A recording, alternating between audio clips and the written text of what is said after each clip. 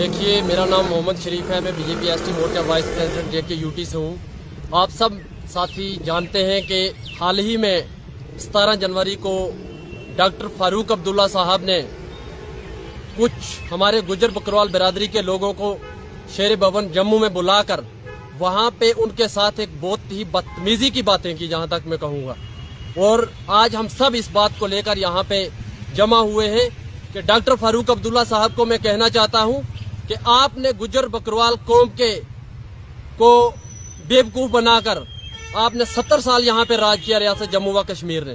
आपने रियासत जम्मू व कश्मीर में गुजर बकरवाल कौम को दबा के रखा आज तक, और आज आपको शर्म आनी चाहिए।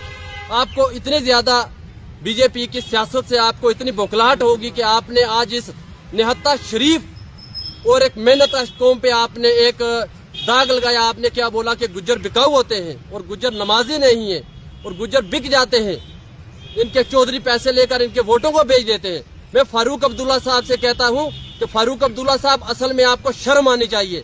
और आप हज उम्रा करने गए और आपको पहले गुजर बकरवाल कौम से माफी मांगकर फिर आपको उम्रा पे जाना चाहिए था, क्योंकि मुझे नहीं लगता कि आपने नबी सल्लल्लाहु तआला अलैहि वसल्लम की उम्मत में से जो सबसे पिछड़ी हुई कौम है, सबसे शरीफ कौम है, जो अपने हक की मेहनत की कमाई खा रहे हैं, दिन रात जंगलों में ट्राइबल लोग बर्फबारी में बारिश में अपना माल मवेशी लेकर पहाड़ों पे जाते हैं, अपनी मेहनत करके अपने पेट को पालते हैं, अपने बच्चों को पालते हैं। तो आपने इस कौम पे एक बिकने का, बिकाऊ होने का इल्जाम लगाया और आपने क्या बोला कि ये लोग नमाजी नहीं है। आप क्या ज्यादा नमाजी हैं? आपको क्या ज्यादा इस्लाम का पता है? हम हिंदुस्तान में रहते हैं और हमें फख्र है कि हम हिंदुस्तानी हैं। इसके बाद हमें फख्र है कि हम मुसलमान हैं। हम आपकी तरह दोहरी राजनीति नहीं करते। आप दिल्ली में जाते हो तो आप भारत माता की जय कहते हो, श्रीनगर में आप आते हो तो आप अल्लाहू अकबर का नारा लगा देते हो। आपने हमें किसी बरादरी से दुख तकलीफ नहीं है। यहाँ पे हम सब के साथ मिलकर रहते हैं, हम भाईचारे के साथ रहते हैं। लेकिन आपने क्या किया? आपने लड़की किसको दी? आपने अपने बेटे की शादी कहाँ पे करवाई? माननीय उमर साहब की। और फिर उनके साथ क्या किया? फारूक अब्दुल्ला साहब, आपको इस कौम से माफी मांगनी चाहिए और आप लोगों को बीजेपी के कामकाज को देखकर आपको इतनी बौखलाहट नहीं होनी चाहिए कि आप मेरी निहत्ता और शरीफ कौम पे ऐसा क्यों बोला इन्होंने? ये बताइए। देखिए, फारूक अब्दुल्ला साहब ने यहाँ पे इस कौम को 70 साल से दबा के रखा।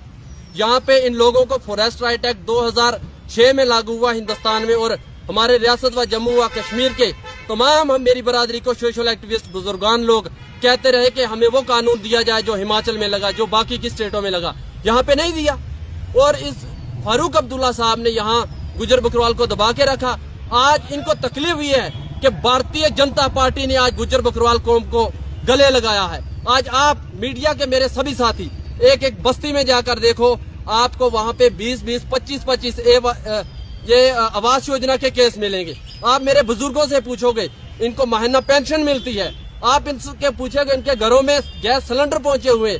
आप इनको पूछोगे, इनको शीप के यूनिट मिल रहे हैं, इनको आईडीडीएस में फैलो के काऊ के यूनिट मिले। फारूक अब्दुल्ला साहब, बीजेपी की ये जो इन्होंने इस नहत्ता और शरीफ कौम को गले लगाया, इनके काम काज किए, इनको ऊपर उठाने के लिए अगर काम किया तो फारूक अब्दुल्ला साहब बुखलाहट का शिकार हो गए हैं।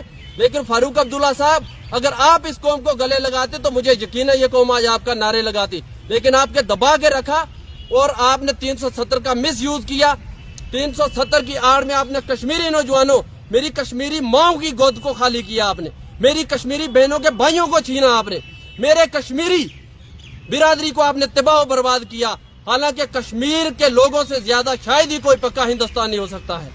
लेकिन इस फारूक अब्दुल्ला ने वहां पे दूरी राजनीति करके कश्मीर में जो जुम्मा का दिन एक पवित्र दिन हुआ करता था, जिस दिन हम सब इकट्ठा होते हैं, मस्जिद में दुआ करते हैं अपने देश के लिए, अपने कारोबार के लिए, अपने बच्चों के लिए, और फारूक अब्दुल्ला साहब उस दिन कश्मीर में पत्थरबाजी करवा के हमारे सिक्योरिटी फोर्सेस के नौजवानों को जख्मी करवाते थे, हमारे नौजवान भाइयों को वहां पे पायलट लगवा के अंधा करवाते थे। फारूक अब्दुल्ला साहब बौखलाहट का शिकार हो गए बदलते जम्मू कश्मीर को देखकर।